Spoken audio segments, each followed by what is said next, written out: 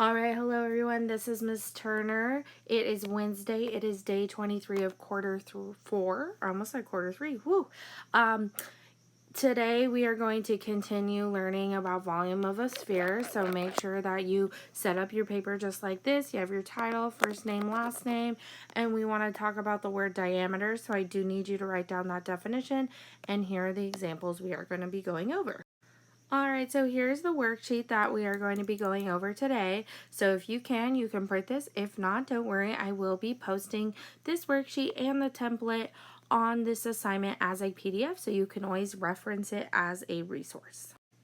Alright, here's a quick reminder of our formula for volume of a sphere. It is volume equals 4/3 times pi r cubed, or another way we can write it is volume equals 1.3 times pi times r times r times r.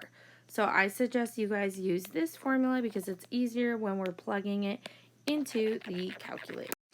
Alright, so here we go. Let's go over example number 1. So remember, it is really important that we follow these 5 steps. If you can just follow these 5 steps and plug the right values in the right spot, you guys are going to be just fine. So here we go. Step 1 is to write the formula. Alright, so I wrote the formula, which is volume equals 1.3 times pi times r times r times r.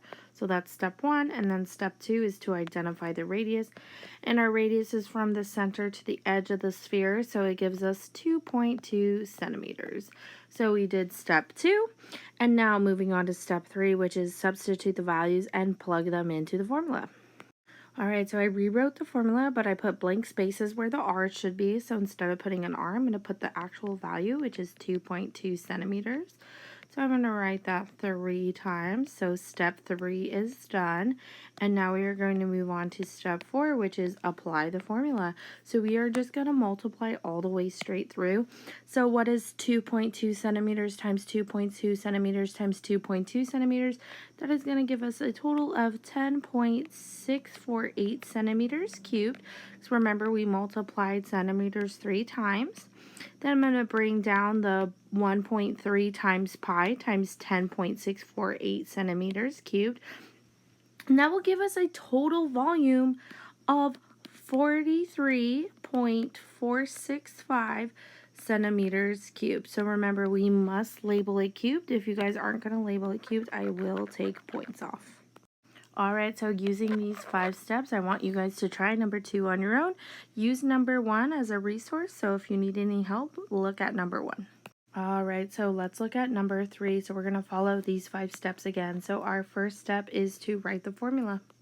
Alright, so I rewrote the formula. It is volume equals 1.3 times pi times r times r times r. So step 1 is done. And now I need to identify the radius.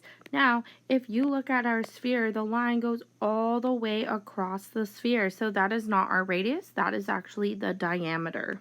Alright, so the diameter goes from edge to edge in the circle. So our diameter is actually 8 millimeters. But I said this, we went over this during volume of a cylinder and volume of a cone.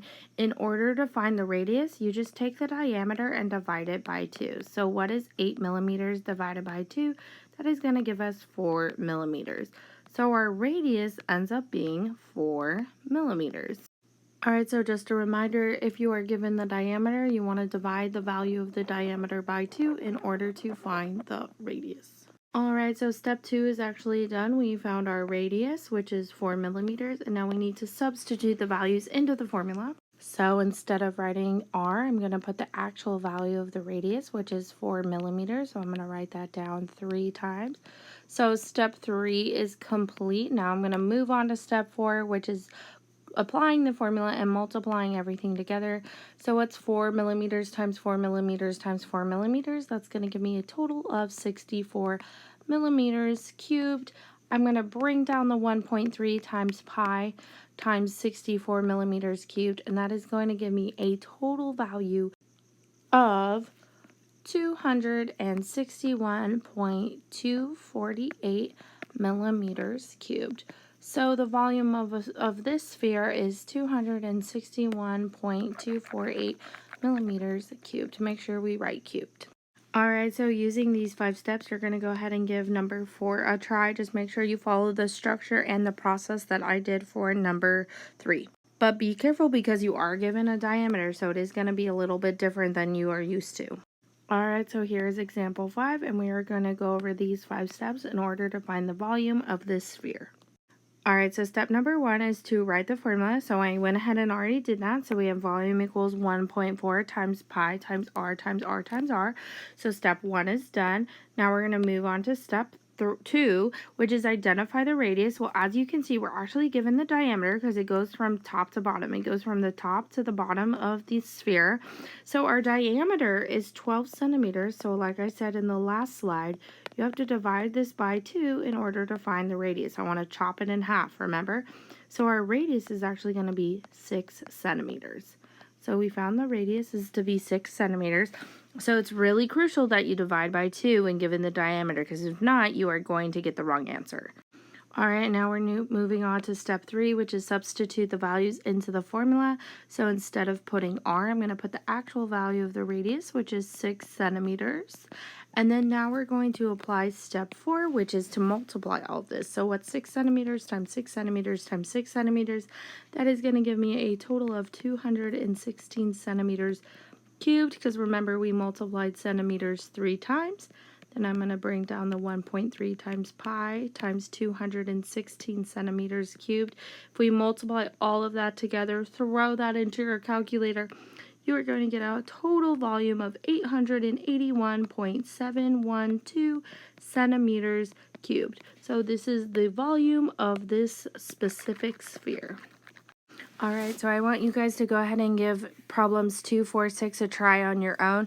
Please use examples 1, 3, and 5 as a resource, because remember to be careful. If you are given a diameter, you want to divide that by 2 in order to get the radius before you start plugging any values in. Make sure you follow the steps and the same structure and process I did.